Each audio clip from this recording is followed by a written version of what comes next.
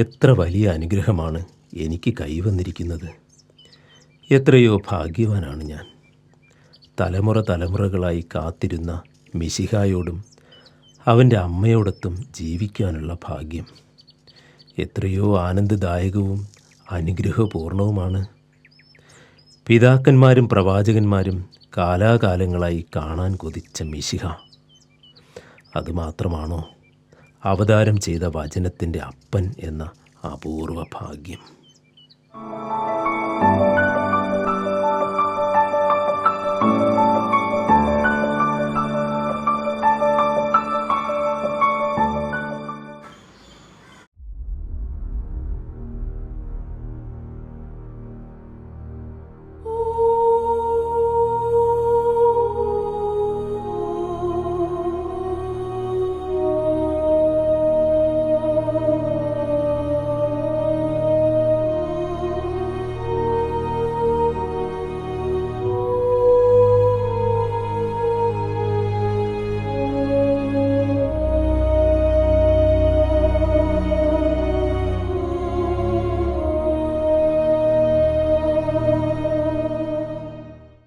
ഇത് സ്വർണമാണ്. അത്യാവശ്യത്തിനുള്ളത് എടുത്തിട്ട് ബാക്കി ദേവാലയത്തിൽ നൽകാം. ഇതിൽ സുഗന്ധദ്രവ്യങ്ങളാണ്. ഇതാണ് എനിക്ക് ഏറ്റവും ഇഷ്ടപ്പെട്ട സമ്മാനം. കാരണം ദൈവത്തെ മഹത്വപ്പെടുത്താൻ വേണ്ടിയാണ് അവർ ഇത് കൊണ്ടുവന്നത്.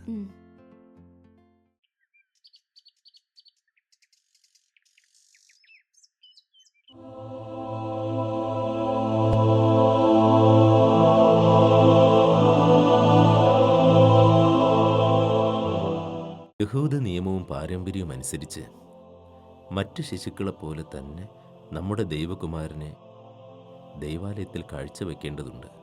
ഇവയും നമുക്ക് ദൈവാലയത്തിൽ സമർപ്പിക്കാം.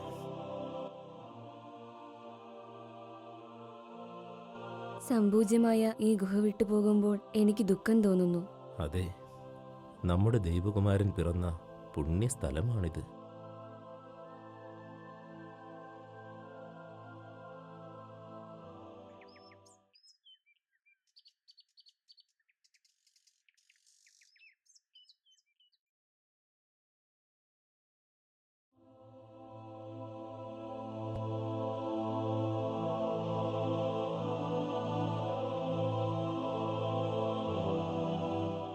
ദൈവമേ, അങ്ങയുടെ തിരുലിഖിതങ്ങളനുസരിച്ച് ഇനി ഈ ദാസനെ സമാധാനത്തിൽ വിട്ടയക്കണമേ.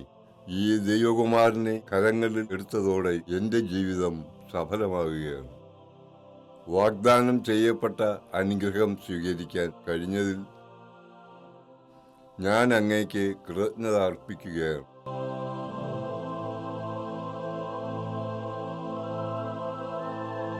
നിന്റെ ശിശു പലരുടെയും ഉയർച്ചയ്ക്കും വീഴ്ചയ്ക്കും കാരണമാകും.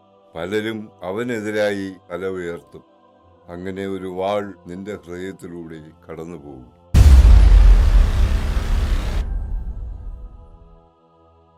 വരാനിരിക്കുന്ന രക്ഷകൻ ഇവനാണ്. പക്ഷേ തിരുലിഖിതങ്ങൾ പ്രകാരം പീഡാസഹനത്തിലൂടെയും മരണത്തിലൂടെയുമാണ് ലോക ജനതയ്ക്ക് രക്ഷ ലഭിക്കുന്നത്. ശിമയോന്റെ പ്രവചനം കേട്ട് എനിക്ക് ഭയമാകുന്നു. ഭാവിയിൽ എന്താണ് സംഭവിക്കാനിരിക്കുന്നതെന്ന് എനിക്കറിയില്ല. ദൈവം നമ്മുടെ കൂടെ ഉണ്ടല്ലോ. നമ്മൾ ഒന്നിനെയും ഭയപ്പെടേണ്ടി വരികയില്ല. എല്ലാം തിരുഹിതത്തിന് വിട്ടുകൊടുക്കാം. ജെറുസലേം വിട്ടു പോകുമ്പോൾ ബത്ലഹേമിലെ ഗുഹ നമുക്ക് സന്ദർശിച്ചാലോ? നമ്മുടെ രക്ഷകൻ പിറന്നു വീണ വിശുദ്ധ സ്ഥലത്തെ ഒരിക്കൽ കൂടി വണങ്ങണമെന്നാണ് എൻ്റെ ആഗ്രഹം.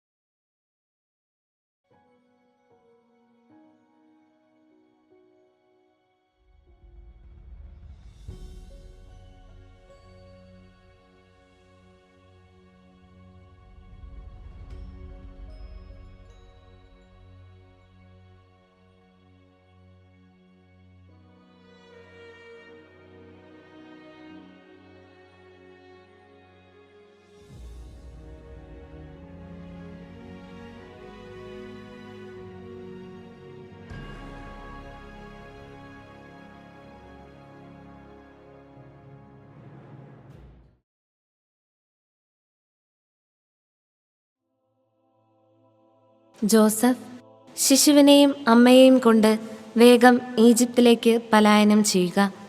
ദൈവം അരുളിച്ചെയ്യുന്നത് വരെ അവിടെ താമസിക്കുക. കാരണം ശിശുവിനെ നിഷ്കരുണം വധിക്കുവാൻ ഹേറോദേസ് ദൃഢനിശ്ചയം ചെയ്തിരിക്കുകയാണ്.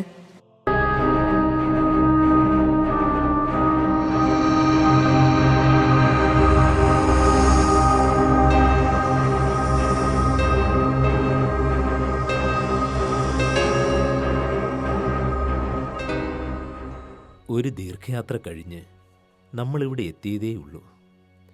ഇപ്പോൾ അതിനേക്കാൾ വലിയൊരു പരീക്ഷണം വന്നു.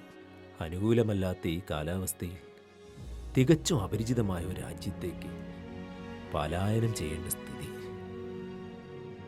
ഈശോയുടെ കാര്യം ആലോചിക്കുമ്പോൾ സങ്കടമുണ്ട്. എങ്കിലും ദൈവഹിതത്തിന് നമ്മൾ വിധേയരാകണം. അവൻ വന്നിരിക്കുന്നത് സഹിക്കാനാണല്ലോ. ഭൂമി മുഴുവൻ്റെയും കർത്താവും രാജാതിരാജനുമായ ദൈവം ഇവിടെ കേവലം ഒരു ഭരണാധികാരിയുടെ ക്രൂരമായ കൽപ്പനയ്ക്ക് വിധേയപ്പെട്ട് അഭയാർത്ഥിയായി നാടുവിട്ടോടേണ്ടി വരുന്ന അവസ്ഥ എത്ര ദുഃഖകരമാണ്. സഹനമാണ് രക്ഷകന്റെ വിജയരഹസ്യം. അതീ ലോകത്തിന് അറിയില്ല. നമ്മുടെ രക്ഷകൻ ലോകത്തിന് എത്ര മഹത്തായ മാതൃകയാണ് നൽകിയിരിക്കുന്നത്. അവൻ പിറന്നപ്പോൾ തന്നെ സഹനത്തിൻ്റെ അത്യുജ്വലമായ തുടക്കമാണ് കുറിച്ചിരിക്കുന്നത്.